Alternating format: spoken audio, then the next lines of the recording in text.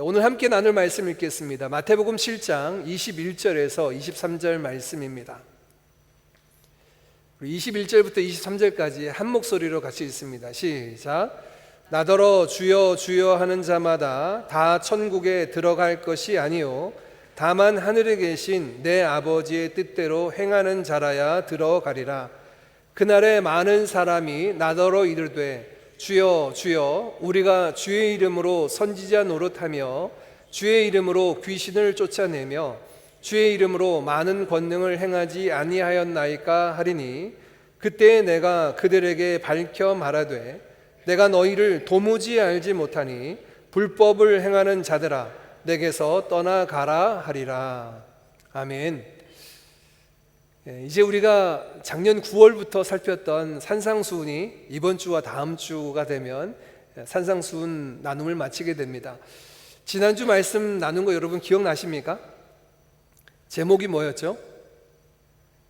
열매로 알리라, 열매로 그들을 알리라 라는 말씀입니다. 우리 지난주 말씀을 1차적으로 적용하는 대상이 있습니다.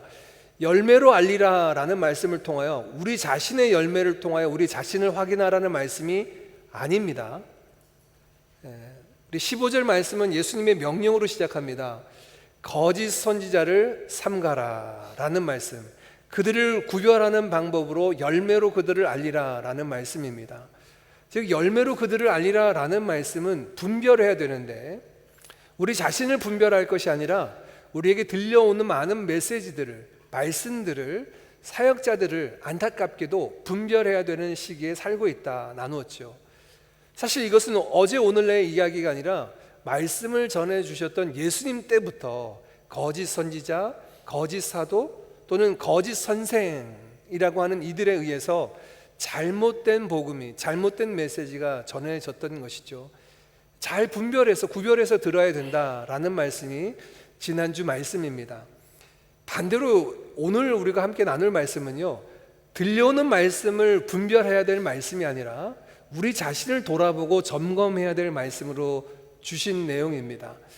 오늘 말씀의 제목을 제가 착각신자라고 정했는데요, 교회에서 사역을 하면서 우리 성도님들이 저에게 들고 오셔서 질문하신 성경 구절들이 있습니다.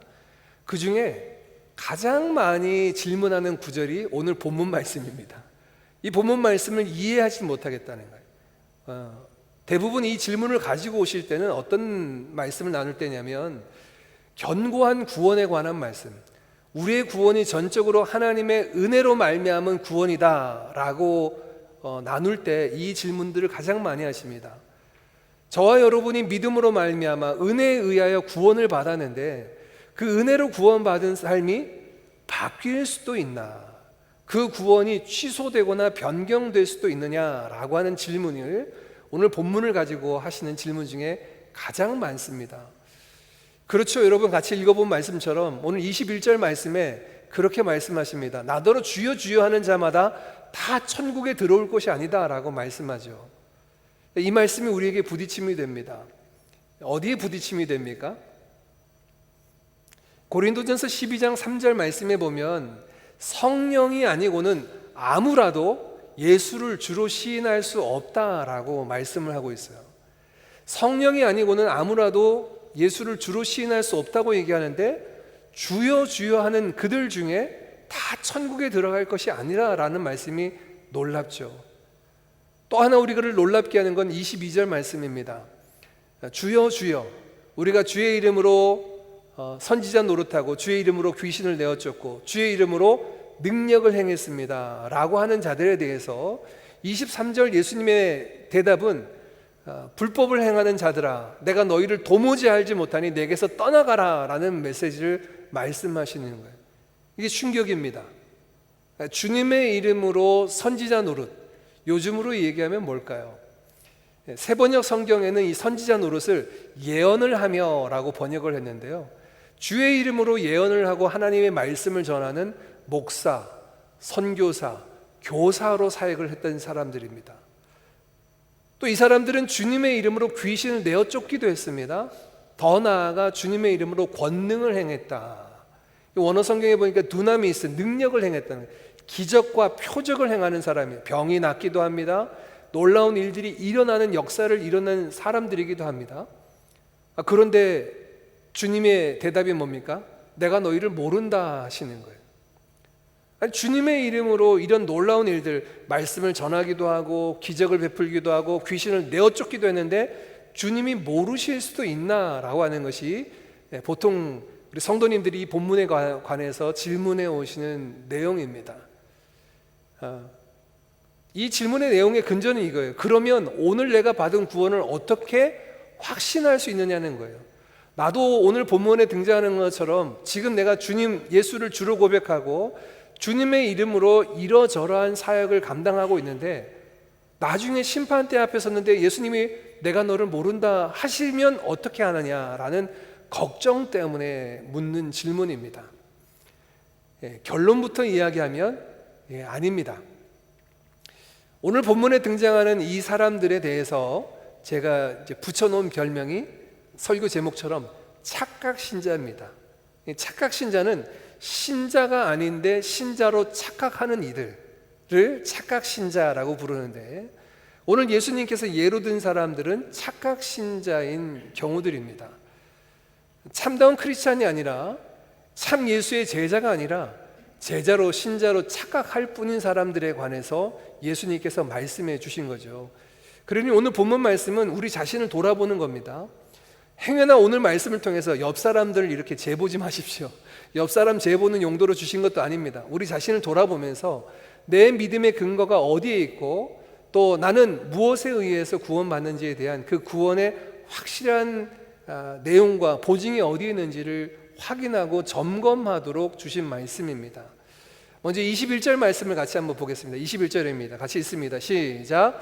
나더러 주여 주여 하는 자마다 다 천국에 들어갈 것이 아니요 다만 하늘에 계신 내 아버지의 뜻대로 행하는 자라야 들어가리라.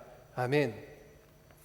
이 말씀을 잘 보십시오. 나더러 주여 주여 하는 자마다 다 천국에 들어갈 자가 아니다 라고 말씀하시는 것. 이 말씀은 예수님을 향하여 주님이라고 고백하는 것이 쓸모없거나 아니면 부족하다는 말씀이 아닙니다. 예수님을 주님으로 고백하는 것이 구원받는 데 있어서 부족하거나 문제가 있다라는 말씀이 아니라 예수님을 향하여 주님 주님이라고 외치는 자들 중에 어떤 일부는 다 천국에 들어가지 못한다, 천국에 들어가지 못하는 무리가 있다라고 말씀을 하시는 겁니다. 그러면 좀 전에 여러분과 함께 나눈 것처럼 고린도전서 12장 3절 말씀에 성령이 아니고는 아무라도 예수를 주로 시인할 수 없다는 말씀과 이 말씀은 어떻게 이해를 해야 됩니까? 서로 상충되는 말씀인데요. 아니요, 상충되는 말씀 아닙니다. 고린도전서 12장 3절 말씀은요, 우리가 예수를 주로 시인하게 되는 그 동기와 원인을 이야기하는 겁니다. 예수님을 참으로 주님으로 나의 주 나의 하나님으로 고백하는 사람들은 자신의 의지와 자신의 결정으로 예수님을 주인으로 모시는 게 아니라는 겁니다. 성령께서 그 마음 가운데 믿음을 더하시고 죄를 깨닫게 하시고 예수 그리스도의 십자가를 의지함으로 예수를 주로 시인하게 하시는 것이 여러 신들 중에 또는 여러 선택지 중에 내가 예수님을 선택했기 때문에 예수님을 주로 시인하게 되었다라고 말씀하는 게 아니라는 설명을 하는 구절이에요. 주님으로 고백한다라고 하는 것의 그 원인을 성령에 찾습니다. 반대로 오늘 7장 21절 말씀에 나더러 주여 주여 하는 자 중에는 이렇게 성령으로 말미암아 예수를 주로 시인하는 자들 외에 다른 목적으로 다른 이유로 주님이라고 고백하는 자들도 있다는 겁니다. 그러면 여러분 무엇을 우리가 알 수 있을까요? 우리 개인이 입술로 예수님을 주로 시인하는 것으로 내가 구원받은 하나님의 백성이다 라고 하는 우리의 구원을, 우리의 신분을 확인할 수 있다는 말씀인가요? 없습니다. 그것만으로는 조금 부족해요. 무엇이 필요할까요? 21절 하반절 말씀은 그 필요한 것을 말씀합니다. 다만 하늘에 계신 내 아버지의 뜻대로 행하는 자라야 들어가리라 라고 말씀합니다. 역시 이 말씀도 21절 하반절 말씀도 오해해서는 안 됩니다. 예수님을 주로 시인하는 신앙 고백이 부족하고 여기에 행위가 덧붙여져야지만 구원받을 수 있느냐? 그 말씀하시는 게 아니에요. 그 말씀하시는 게 아니라 우리의 입술로 예수님을 주님이라고 고백한다면 삶을 통하여서 고백하는 삶의 고백이 필요하다는 것. 삶의 고백도 입술의 고백과 함께 동시에 나타나야 한다는 것을 21절 하반절에 말씀하는 겁니다. 이 고백을 우리는 보통 입술의 고백으로만 생각하기 쉽습니다. 그런데 성경은 그렇게 고백한다면 삶으로도 그 고백이 나타나야 된다는 거예요. 예를 들어서 우리가 예수 그리스도를 믿고 하나님 나라를 소망하며 산다라고 고백하는데 실제로 그의 삶을 보면 천년 만년 이 땅에서 살아갈 것처럼 이 땅의 것을 가지고 소망으로 삼고 살아가고 있다면 삶의 고백은 그 입술의 고백과 다른 거죠. 입술의 고백과 삶의 고백이 일치가 되지 않는 것, 이것에 대해서 예수님은 끊임없이 우리가 앞서 살폈던 마태복음 5장, 6장, 7장에 이르며 산상수훈에 예수님께서 경계하신 신앙, 즉 외식하는 신앙입니다. 외식하는 자라고 예수님께서 말씀하신 자들은 겉으로는, 입술로는 예수님을 주로 고백하지만 속으로는 예수님을 주님으로 모시고 살지 않아요. 그 삶의 고백으로는 예수님을 주로 삶의 고백으로 하는 고백이 나타나지 않습니다. 그래서 오늘 21절 말씀은 입술로 주여 주여 하는 것에 그치지 않고 진정한 신앙 고백은 성령으로 말미암아 예수를 주로 시인하는 자들은 그들의 삶으로 예수가 주인이신 것을 나타내는 삶의 고백으로 이어진다는 거예요. 입술의 고백과 삶의 고백은 연결되어야 합니다. 오늘 첫 번째 착각 신자 첫 번째 유형은 입술의 고백만 있는 자들이에요. 다르게 우리에게 적용해 볼까요? 저와 여러분의 신분을요, 우리의 정체성을 내가 신자다, 내가 하나님의 백성이요 자녀다 라고 하는 것을 어디에서 살펴보냐면 예배당 안에서 예배드리고 찬양드리고 기도하는 모습에서만 찾고 있다면 아니요, 착각 신자일 수 있습니다. 어디에서 확인해야 됩니까? 예배당에서 드려지는 이 예배와 고백이 불필요하거나 부족하다는 얘기인가요? 아니요, 이게 불필요하다거나 부족한 게 아니라 이 고백이 있다면 고스란히 삶의 고백으로 나타나야 된다는 겁니다. 어디에서요?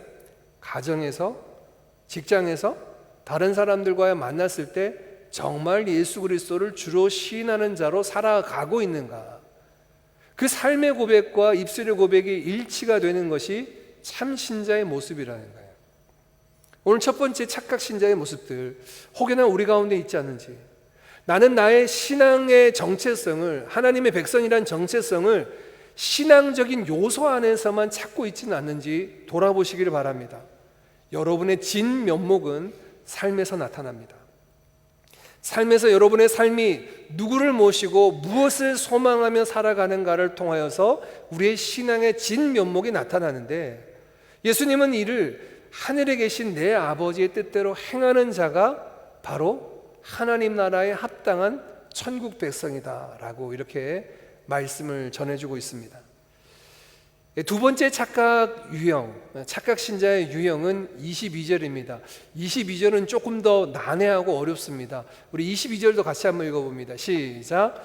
그날에 많은 사람이 나더러 이르되 주여 주여 우리가 주의 이름으로 선지자 노릇하며 주의 이름으로 귀신을 쫓아내며 주의 이름으로 많은 권능을 행하지 아니하였나이까 하리니.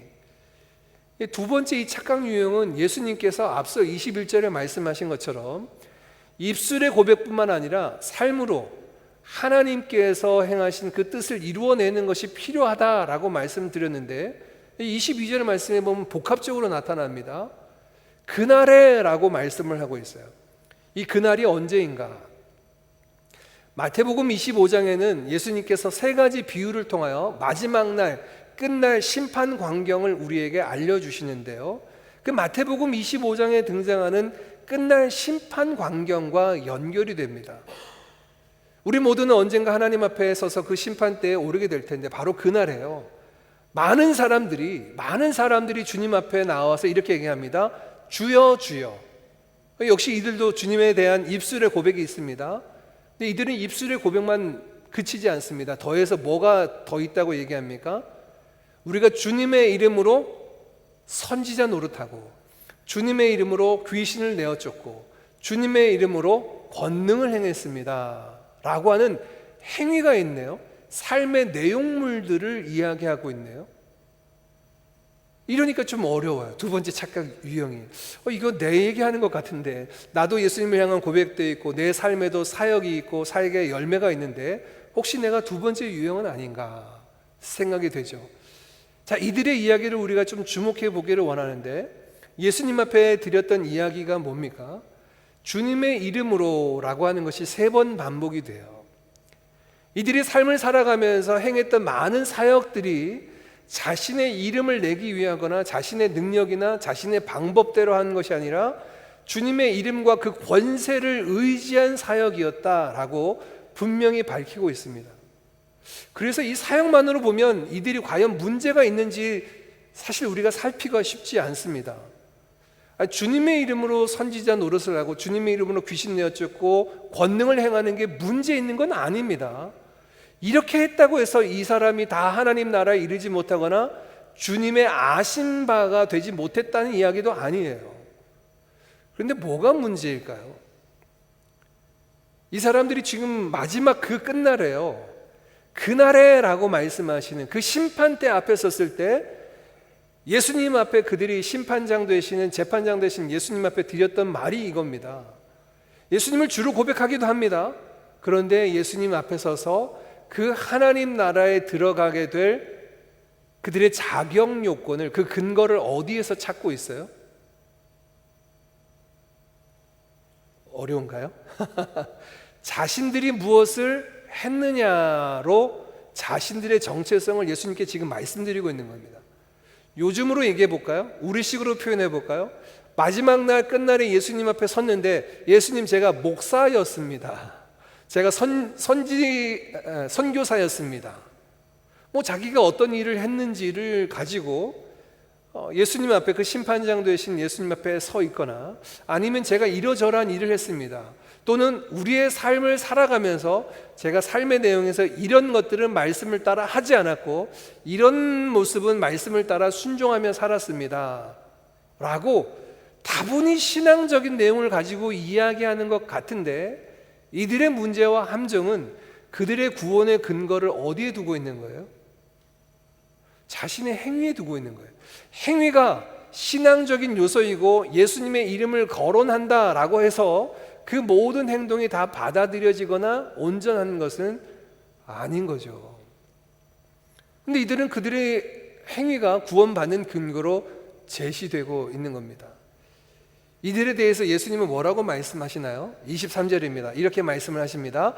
그때 내가 그들에게 밝히 말한다, 분명하게 말하는데요, 내가 너희를 도무지 알지 못한다, never이라고 표현하고 있어요. Never knew you, 내가 너희를 도무지 알지 못한다 라고 말씀하십니다. 그들을 전혀 알지 못한다는 거예요. 더해서 불법을 행하는 자들아 내게서 떠나가라 라는 말씀을 하세요. 여기서 불법을 행하는 자들아 내게서 떠나가라 라는 말씀을 아래 영어 성경책 보면 NASB는 캐피탈로 대문자로 기록되어 있는데요, 영어 성경책에서 대문자로 기록되어 있는 신약 성경의 내용은 구약의 인용구입니다. 구약의 한 구절을 인용했을 때 대문자로 표현하는데, 이 말씀은 시편 8편 6절 말씀의 내용과 똑같습니다. 그래서 많은 학자들이 예수님께서 불법을 행하는 자들아 내게서 떠나가라 라는 말씀을, 다윗의 시인 시편 8편 말씀을 예수님께서 그대로 인용하셔서 그들을 향해서 하신 말씀이다 라고 그렇게 해석을 합니다. 예, 맞습니다. 예수님께서 이들에게 하신 말씀은 두 가지입니다. 내가 너희를 도무지 알지 못한다. 예수님의 아신 바가 되지 못했어요. 예수님과 관계되어진 자들이 아니라는 말씀입니다. 두 번째는 이들을 향해서 불법을 행하는 자들아 라고 말씀합니다. 아니, 그들이 행한 행동이 뭡니까? 예수님의 이름으로 선지자 노릇하고 귀신 쫓고 능력을 행했는데 이것을 예수님은 불법을 행했다고 이야기하시나요? 조금 더 이 불법을 행하는 자는 조금 이따 보고요. 첫 번째는 예수님이 이들에 대해서 모른다 하신 겁니다. 내가 너희를 도무지 알지 못한다 하는 거예요. 여러분, 여러 가지로 우리가 교회 사역을 하고 예수님의 이름으로 이러저러한 역사를 이뤄내고 예수님의 이름으로 능력을 행하여도 예수님의 모르신 바가 될 수가 있습니까? 다시 질문합니다. 예수님의 이름으로 열심히 사역하고 능력도 나타내고 열매도 있는데 예수님과 상관없이 이런 일이 일어날 수 있습니까? 네, 예수님이 얘기하신 또 다른 성경 구절로 가겠습니다. 마태복음 24장입니다. 24장 24절 같이 있습니다. 시작. 거짓 그리스도들과 거짓 선지자들이 일어나 큰 표적과 기사를 보여 할 수만 있으면 택하신 자들도 미혹하리라. 마태복음 24장은 끝날에 일어날 징조에 관한 말씀입니다. 예수님께서 마지막 때에 어떤 일이 일어날 것인가, 이 천국 복음이 모든 민족에게 전파되어야 그제야 끝이 오리라 하시는 말씀들, 천국 복음이 모든 민족에게 전파되는 것도 징조 중에 하나일 뿐더러요, 그 마지막 때 일어날 징조 중에 거짓 그리스도들과 거짓 선지자들이 일어나 무엇을 행한다고 이야기해요? 표적과 기사를 나타내며 할 수만 있으면 신자들도 미혹하게 하려고 하는 일들이 나타나게 될 것이다 라고 끝날의 징조에 관해서 말씀하셨습니다. 그러니 여러분, 우리가 보여지는 어떤 큰 표적과 기사의 내용이 나타난다고 해서 그 내용들을 통해서 이분이 정말 예수님과 연결되었고 예수님과 함께 되는 사람이구나 라고 이렇게 확신하기가 어렵죠. 그 모습만 봐서는요. 우리 한국에는 여러 이단들이 있죠. 그 이단 중에 여러분 들어보셨나요? 이게 신앙촌이라고 하는 이단. 예전에 박태선 장로가 처음 이제 여러 가지 능력을 행하고 그래서 뭐 하나님의 말씀도 전하고 해서 부천 소사와 또 남양주 등등 한 전국의 세 곳의 신앙촌을 모아서 사람들이 살았던 것이 이제 신앙촌 이단인데요. 그 박태선 장로라는 분입니다. 이분이 처음에는 정말 뭐 하나님의 말씀을 능력 있게 전하기도 하고 심지어는 집회를 하는데 이 박태선 장로가 땀이 나니까 자신의 손수건으로 땀을 닦고 이렇게 손수건을 던져주면 그 손수건을 붙잡는 사람의 병이 낫고, 이런 얘기 처음 들어보시나요? 그리고 뭐 하여튼 그 집회 때 무슨 물을 나눠주면 그 물 마시면 병이 낫고 뭐 피부병이 낫고 뭐 이런 일들이 일어나면서 전국적으로 소문이 나면서 집회에 사람들이 모여들기 시작하고 박태선 장로가 중심이 되어서 신앙촌을 이루자, 집 팔고 논 팔고 땅 팔아서 다 모이라 해서 이제 신앙촌이 시작이 된 거예요. 사람들이 혼란스러워합니다. 나중에 이 박태선 장로는 예수를 욕하라고 얘기해요. 집회에서. 나중에 여러분 한번 그 인터넷에 찾아보시면 PD수첩에서 그 상세하게 그때 녹취를 한 영상들을 가지고 보여준 적이 있는데요. 이제 집회 시간에 뭐 예수를 욕하자라고 이렇게 청중들한테 욕하자라는 이야기를 할 정도로 충격이죠. 그가 앞에서 전했던 메시지, 그가 행했던 여러 가지 기적과 이적의 내용들, 그리고 그 모습을 보면 정말 하나님의 능력이 좋은 것 같은데 어떻게 저럴 수 있을까? 그 모습이 어떻게 저럴 수 있을까? 예수님도 미리 마태복음 24장에 그렇게 말씀하셨어요. 마지막 끝날에 거짓 그리스도라고 하는 사람들이 여럿이 등장할 텐데 거짓말 장인들이 있고요, 거짓 선지자들이 있는데 그들도 큰 기적과 표적을 일으킬 수 있다는 겁니다. 그래서 믿는 자들을 미혹시키려고 하는 자들도 있다라고 분명히 말씀하고 있어요. 그러니 여러분, 우리가 나타나는 모습으로 어떤 일을 하고 있고 어떤 직분의 일을 갖고 있고 어떤 사역의 열매가 있다라고 해서 그것을 통하여서 그 사람이 구원받았고 하나님의 사람이라고 확인할 수 없다는 거예요. 아니, 더 정확하게 얘기하면 예수님께서 23절 말씀에 우리가 우리의 구원을 확인해야 될 근거는 어디 있냐면 예수 그리스도의 아신 바가 되어야 됩니다. 내가 너희를 도무지 알지 못한다 라고 말씀하셨잖아요. 이들과 반대되는 쪽에 있는 사람, 즉 예수 그리스도의 아신 바가 된 것이 구원받는 것 가운데 굉장히 중요합니다. 예수 그리스도와 안다 모른다는 무엇을 통하여서 확인됩니까?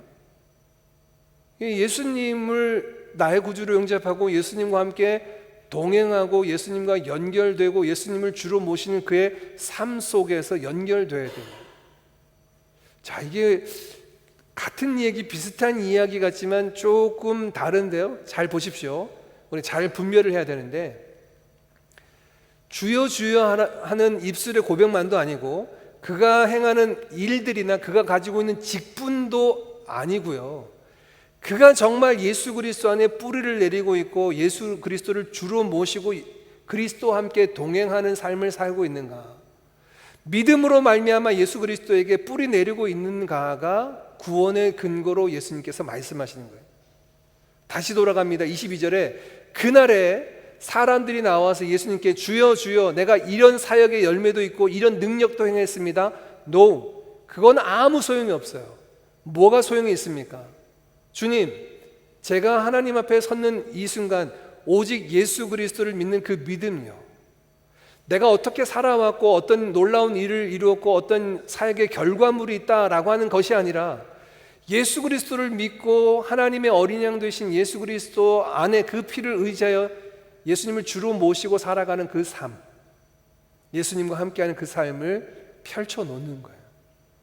그것이 구원받기에 합당한 자의 모습입니다. 다시 말해서 예수님과 인격적인 교제가 있느냐의 여부가 마지막 날 심판 가운데 하나님 나라에 들어가느냐 그렇지 못하느냐의 결정 여부라는 거예요.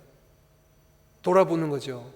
오늘 말씀을 제가 시작하면서 여러분에게 이렇게 나누었습니다. 오늘 본문 말씀은 다른 사람을 판단하거나 아니면 내게 들려오는 말씀을 분별하라는 용도가 아니고요, 우리 자신을 돌아보는 용도로 주셨다라고 얘기한다면 여러분에게 질문을 드립니다.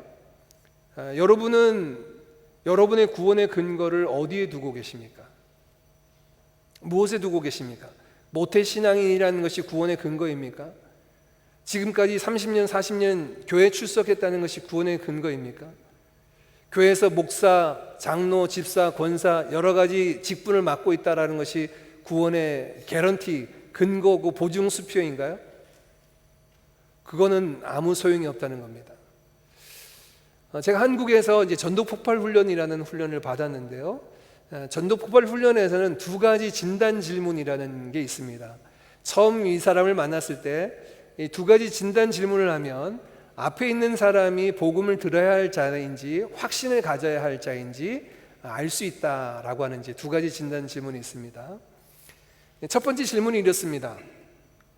당신은 지금 오늘 밤 이 세상을 떠나신다면 하나님 나라에 들어갈 것을 확신하십니까? 여러분에게 질문 드리는 겁니다. 속으로 한번 여러분 확신해 보십시오. 대답해 보십시오. 오늘 밤 이 세상을 떠나신다면 하나님 나라에 들어갈 것을 확신하십니까? 두 번째 진단 질문입니다. 만일 오늘 밤 이 세상을 떠나서 천국 문 앞에 섰는데 예수님께서 내가 너를 나의 천국에 들어오게 해야 할 이유가 무엇이냐 물으신다면 어떻게 대답하시겠습니까? 무엇이라고 대답하시겠습니까?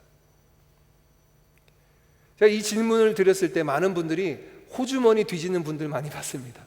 제가 그래도 신앙생활을 했고 또 제가 어떻게 했고, 이 대답하는 분들의 그 대답을 보면 그 문장의 주어가 중요합니다. 주어가 내가 무엇을 했다, 심지어 내가 믿었다라고 하는 것도 좀 의심해 봐야 합니다. 그 믿음을 점검해 봐야 돼요. 내가 무엇을 하고 하지 않고에 의해서 하나님 나라 백성이 되는 것이 아니라 오직 예수 그리스도께서 이루어놓으신 십자가의 은혜로 말미암아 믿음을 통하여 경험되게 하는 것. 그래서 나중에 여러분이 전도폭발 훈련을 하시든지 아니면 받으시든지 정답은 이렇습니다. 주어에 내가 빠져야 됩니다. 예수 그리스도가 나를 위하여 십자가에 지셨기 때문입니다. 그게 예수 그리스도와 연결되는 믿음, 예수님의 아신 바가 되는 믿음이에요. 참 믿음은 오직 나의 구원을 위해서 예수 그리스도만을 신뢰하는 믿음인데, 내가 어떻게 살고 무엇을 했고 어떤 직분을 가지고 있고 어떤 열매를 맺었는가를 가지고 하나님 앞에 나아가는 것이 아니라 예수님이 나를 사랑하셔서 나를 대신해서 십자가 위에서 흘리신 그 피 때문에, 나를 위해서 찢으신 그 살 때문에 내가 구원을 받습니다라고 그리스도께서 행하신 일이 나의 구원의 근거가 되는 것이 예수님과 관계되어지는 믿음이에요. 그래서 착각 신자들은요, 알 뿐이지 진짜 예수님에 대해서 믿음으로 인격적으로 교제 나누지 못하는 경우가 있어요. 저희가 전도 폭발 훈련을 하고 또 현장 실습을 하면서 나가서 질문을 하다 보면 신자들에게, 교회인들한테도 전할 때가 있고 그렇지 않은 경우도 있는데, 교인들은 이미 학습된 교인들이 있어요. 학습 신앙인들은 질문하면 대답을 합니다. 그런데 보면 내가 예수님을 믿기 때문에, 구원받지 못하는 이유는 내가 예수님을 믿지 않기 때문에, 구원의 주체 자체를 나의 결정과 나의 행위와 나의 선택의 여부 안에서 우리의 몫으로 가지고 오는 사람들은 여전히 구원의 근거를 내 안에 두는 겁니다.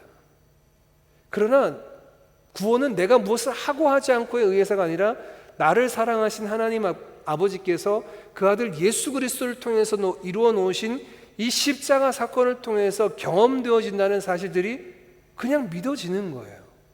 고백되는 거예요. 믿음은 내가 그 예수님을 선택하겠다는 게 아니라 정확하게 표현하면 믿어지는 겁니다. 십자가상의 예수님이 나의 구원자로 믿어지는 거고, 예수님의 흘리신 그 보혈의 피가 나의 죄를 맑게 씻기시는 정케하는 우슬초가 된다는 사실이 믿어져서 내 죄를 주님 앞에 쏟아넣게 되고 하나님을 아빠 아버지라고 부르게 되는 겁니다.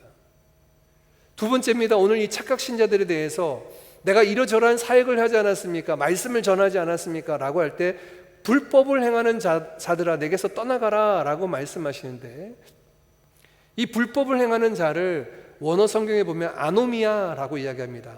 노미아라고 하는 노미라고 하는 것이 이제 보통 법인데요. 그러니까 아노미, 불법 상태인 거예요.